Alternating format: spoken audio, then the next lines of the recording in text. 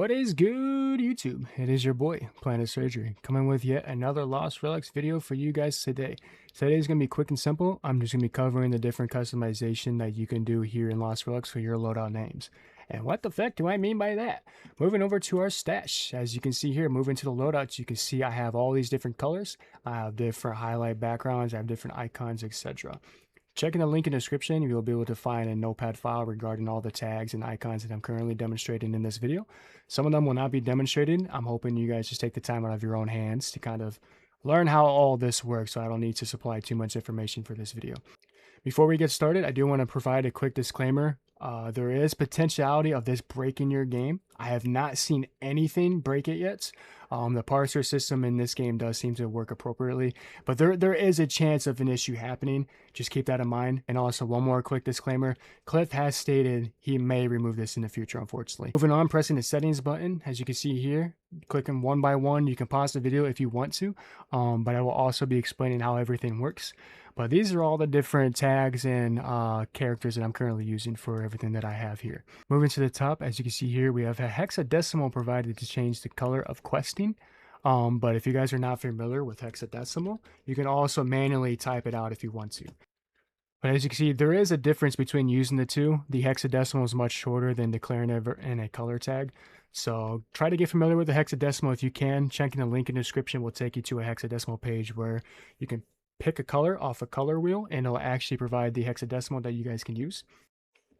Yeah, if you guys received an ARGB hexadecimal, that will not work. And what do I mean by that? So as you can see here, there are two characters representing everything in this. Specifically, this hexadecimal is an RGB hexadecimal value, a red, green, and blue. Some cases you'll get an alpha value, for example, related to opacity. But as you can see here, that does not work in this case. It actually does not allow you to have it colored. All right, so moving on from the colors, we're going to move over to the notepad and copy this tag mark. Everything that comes after the fact will have the background highlighted yellow. So if you guys want to go ahead and change the color of this too, similar to the color tag, I know you guys are going to want to do mark equals red, but that does not work in this case. This is where you will need to be familiar with the hexadecimal system in order to get this done. So if I want to change to green, we're going to set the red to 0. We're going to set the green to max, and then we're going to set the blue to 0. And as you can see here, it does change it to green.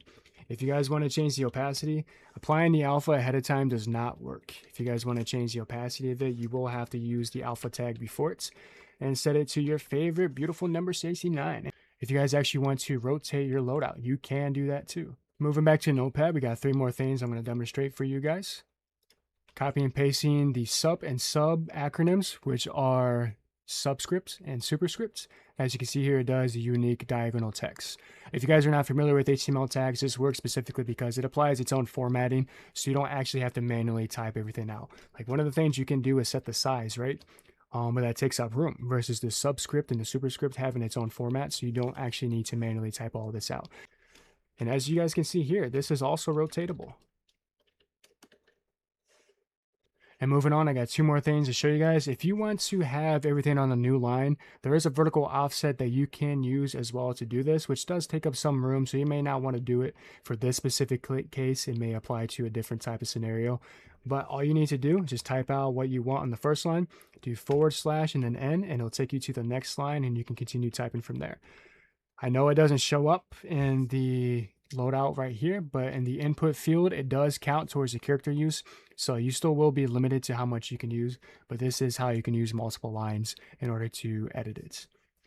You can also copy and paste 2 lines together, but as you can see here, we cannot select the new line by doing that. So this is a case where using next line is actually going to be more handy, because now you can actually click and change the index of the character you want to edit.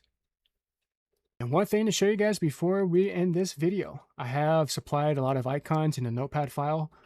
This is like 1/5 of everything that I have tried. Unfortunately, this uses an older monochrome system, so if the characters were not implemented into Unity at the time, they simply will not work. They may actually show up in the input field, this being the input field, but the saved value itself, some characters just simply won't show. Honestly, most characters won't show. There's not a lot you can do. If you guys find any, please share it in the comment section below, because there's a good chance I won't be editing the notepad file for anything new that I find. Kind of just expecting you guys to do it on your own time, using AI, using Google, whatever you need to do. But yeah, if you guys find anything new, know any different tags that I have not demonstrated in this video or supplied in the notepad, please leave a comment below. But yeah, moving on, copy and pasting the icons over. As you can see here, every single icon does work here. We're going to go ahead and remove some just so we have some room. But if you want to change the color of these, you can do that as well. You can also change the mark that is behind these. Some pretty cool stuff you can do with these. Like I said, I'm not going to be covering everything. Everything else is in the notepad file in the description. Like I was stating earlier, you can check the description for the notepad link. You can check the description for the hexadecimal link. And of course, to throw this in there, if you guys want to have an overlay tracker, as you can see here on my screen, you can also check the link in the description for that as well. But yeah, that is pretty much it. There's a lot more you can do. I hope you guys have some joy with this. Hopefully I covered and spoke upon everything as good as I could for you guys. I know I kind of speak fast, but hopefully you guys understood it for the most part. But yeah, that'll be it for this video. Thank you guys very much for tuning in, and I will go ahead and see you guys in the next one. Peace.